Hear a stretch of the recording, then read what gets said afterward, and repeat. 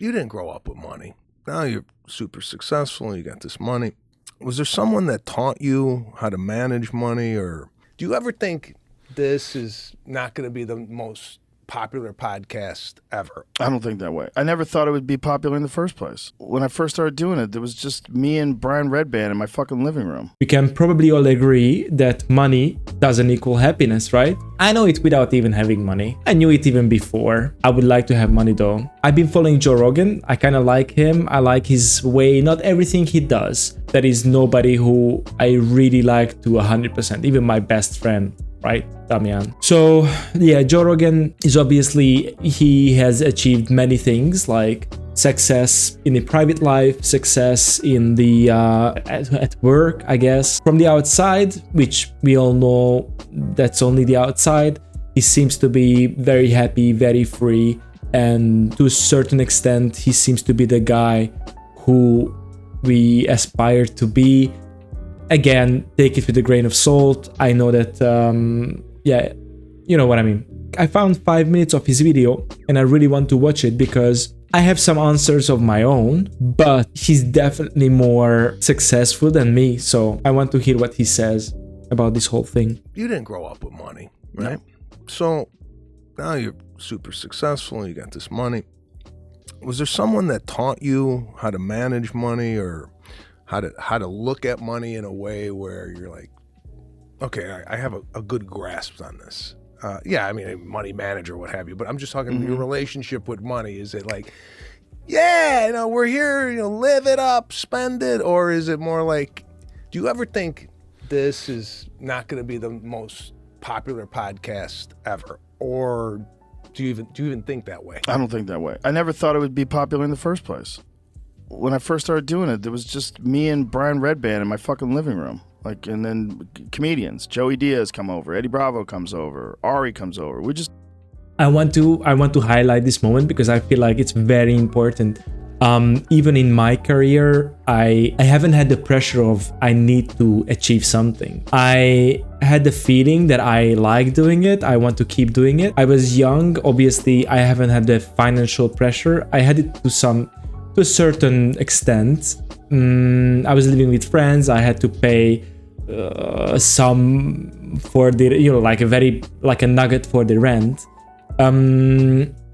But I was doing it because I like doing it, and I feel like that's something not many people can afford, and not many people actually have the idea of, I can do this without the money. I don't care about the money. I enjoy doing it. I would do it without if I'm not successful, I don't care. I'm doing it for myself, right? Like, in an ideal world, we can take away the money aspect, the fame aspect, everything that comes outside of what you're doing, and you can just focus on the actual job. And if you keep doing that and you like doing it, I feel like, and that's gonna be a very difficult word for me, it's inevitable.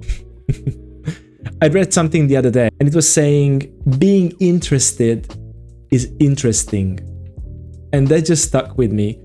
If people can tell that you like what you're doing and you're interested in it, the fact that you are interested is going to be interesting for them, even though they don't necessarily love the actual topic. But they're like, I never even see person building an igloo as an interesting topic, but this guy, I can tell that he loves it, so I really want to watch how he's doing it. That is a key takeaway from how you have to see success, for yourself. And later on, obviously, we're gonna go towards the financial freedom, but I feel like this is the start. This is how you have to go from having fun, just talking shit. I never imagined, I didn't plan for it. Like, when everybody has those vision boards, like, this is how you become successful, you have to manifest it. I didn't manifest this at all. Zero. The most successful thing I've ever done by a long shot. And I've put zero management into it. All I've done is just keep doing what I enjoy doing, and it turns out other people enjoy it too. That's it. It's just talk to people like yourself, talk to funny people, talk to interesting people, talk to people I agree with, talk to people I disagree with. Have civil conversations with people where you disagree with things. It's good for you too. All I do is just do what I enjoy doing. If I could do this for free, I would still do it. Okay. I enjoy Oh my God. Like, I have to be honest, I haven't reached this part, but I'm so happy that he said it, because I feel like deep inside, that's my core. I would be doing fashion photography even if no one pays. In fact, the other day I was in Mongolia, I was in South Korea, and I was shooting editorials. No one was paying. I was paying for everything there, and I was the happiest person ever. And the pictures came out and I loved them. And maybe I'm gonna have an exhibition, but there is no way I'm gonna be making money with it, you know, and it doesn't matter. It really doesn't matter. So that's the road. Go ahead. So you do this podcast. Yeah. You have no aspirations of this Zero. being the hugest thing ever, right? I don't even have any aspirations for growth. I don't say, by this time next year, I'd like to have, nope. No, you just focus on What I'm doing. Yeah. output. I feel like everything else is a distraction. Like, as long as you're making enough money. Brian Count said something to me once, and I never forgot it. He said, and we were kids. We were in our 20s. He said, the only amount of money you need is so that you can go to a restaurant and not care what things cost. Everything else is bullshit. If you got enough money, we can go to a restaurant and you don't worry. Just order a bottle of wine, order meat, order whatever you want to eat. You don't think about the price. He goes, that's real freedom. I have a tiny story regarding this. It's actually when I used to live in London, and I clearly remember that I was going home from work. I was working in a photo studio. I was making okay money. I was making around like $3,000 a month. I was fine. And I clearly remember that was a Friday. I had enough money in my bank account. When I was walking home, I remember I was like, okay, if I would go to the airport, I could buy a flight ticket to Japan right now. I can go there, I can spend a week, I can spend a few weeks there. I can do it. And I remember that I decided that I'm fine. I would love to go home, and I would love to read a book, love to listen to some music, have a glass of wine, and just chill. Granted, I was tired, but I made that choice. And I feel like financial freedom, that's actually where it connects directly, that I can do it. It doesn't mean that I have to. It doesn't mean that I have to splash the money. It doesn't mean that I need a lot of money, right? It just means that I am free. I can do what I want. And to me, financial freedom means that I can do what I want, but it doesn't mean that I need to spend a lot of money to enjoy life. Because everything else, like all that other shit, you forget. That's all just, it becomes complicated. You don't need that. Real freedom is the freedom to not worry about your bills. That's the real, I experienced that leap, that jump when I got a development deal. So I was like, I guess I was 25, 26 maybe, 25. I got this development deal from Disney. And it was like $150,000, and I couldn't believe it. I had $150,000. This is nuts. And I felt like a physical weight lift over my shoulders. Because back then I was a road comic. You do a gig on Thursday, it's $200. You do a gig here, it's $150. You're scraping together enough money so that you could pay your bills and eat. And you were always worried about gigs, always trying to fill my book, always trying to call booking agents, drive to Connecticut, drive to Jersey. Where do I got to go to make some money? Yeah. And it was all just trying to stay alive and trying to make it, right? Trying to become I didn't really think I was a legit professional comedian. It could all go away. And so I got that development deal, and it was the nuttiest feeling in the world. It was like I felt lighter. Like I felt lighter. And then I was like, oh, that's the key.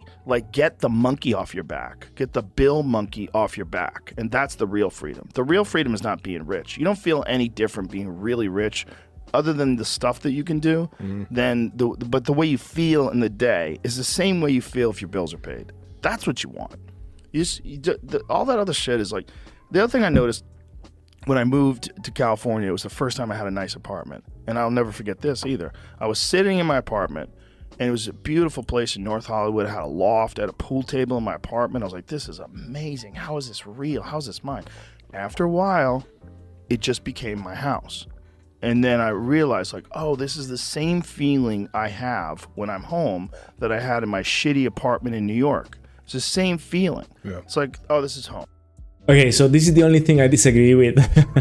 I don't know why. Obviously, Joe Rogan seems like a guy who is very into his, he's a tough guy, right? And I'm not sure that it, if you look at him, look at me, you see some differences. Not much though. I'm also a tough guy. But at the same time, I used to live in places. I used to live in London.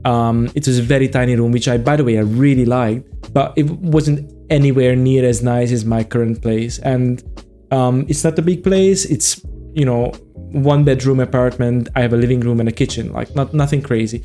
It just looks nice. Like it is exactly how I like it. And it's pretty and clean. Nothing crazy.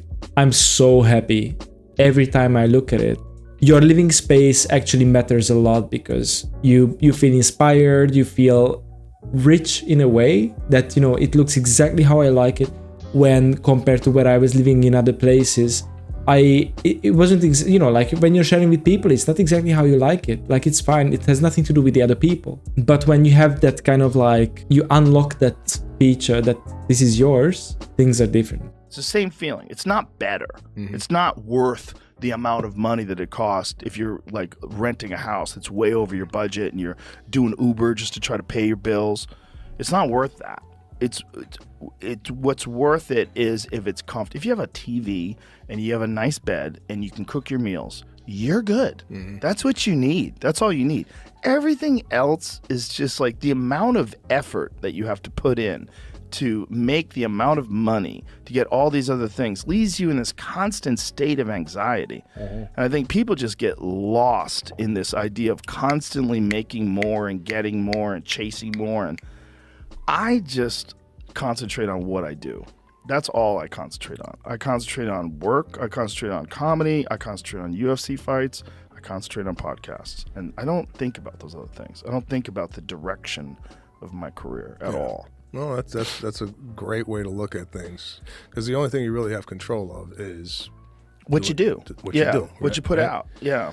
Even though he's not really talking about financial freedom per se, he's kind of defining how to live your life and how to go towards something that you like doing without being stressed about it. And the key is not worrying about the direction, not, getting lost in the details. And actual financial freedom to him, and actually to me as well, it means that you have the choice, right? That's the key. Thank you for joining me.